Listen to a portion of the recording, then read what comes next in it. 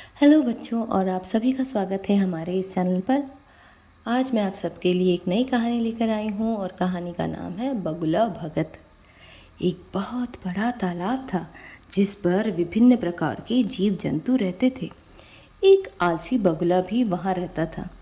आलस्य के मारे वह प्रायः भूखा ही रहता। एक दिन उसे एक उपाय सूझा। वह तालाब के किनारे खड़ा हो गया और लगा आंखों से आंसू बहाने। एक केकड़े ने उसे देखा और उससे पूछा कि मामा, क्या बात है?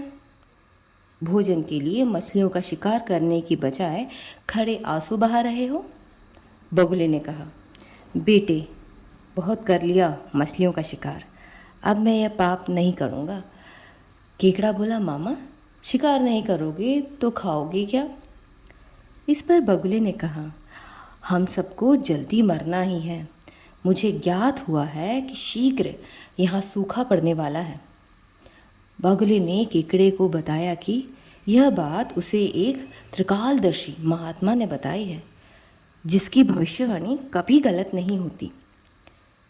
केकड़े ने यह बात जाकर सबको बताई कि कैसे बगुले ने बलिदान व भक्ति का मार्ग अपना लिया है और सूखा पड़ने वाला है।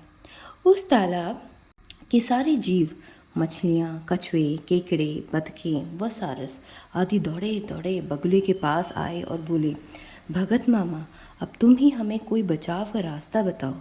बगुले ने कुछ सोच कर बताया कि कुछ दूरी पर एक जलाशय है जो कि कभी नहीं सूखता।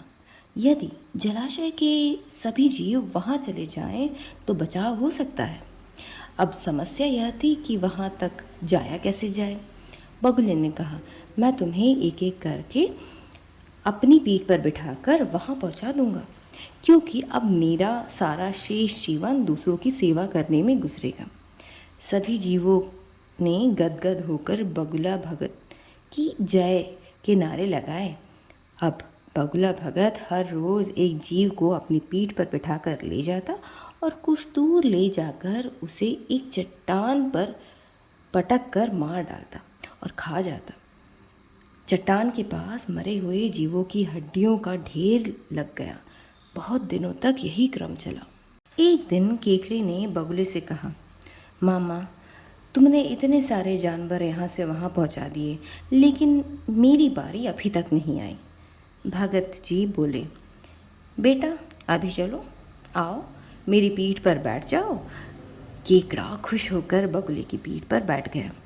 जब वह चट्टान के निकट पहुंचा तो वहां हड्डियों का पहाड़ देखकर केकड़े का माथा ठनका। वह हकलाया, यह हड्डियों का ढेर कैसा है? वह जलाशय कितनी दूर है मामा? बगुला भगत बोला, मूर्ख, वहाँ कोई जलाशय नहीं है। मैं एक एक को पीठ पर बिठाकर यहाँ लाकर खाता रहता हूँ। आज तू मरेगा। केकड़ा सारी बात समझ गया और उसने तुरंत अपने पंजों को आगे बढ़ाकर बगुले की गर्दन दबा दी और तब तक दबाए रखी जब तक उसके प्राण पखेरु न उड़ गए। फिर केकड़ा बगुले भगत का काटा सिर लेकर तालाब पर लौटा और सारे जीवों को सच्चाई बता दी कि कैसे बगुला उन्हें धोखा देता रहा। और इस कहानी से हमें यह शिक्षा मिलती है कि दूसरों की बातों पर आंखें मूंद कर विश्वास नहीं करना चाहिए।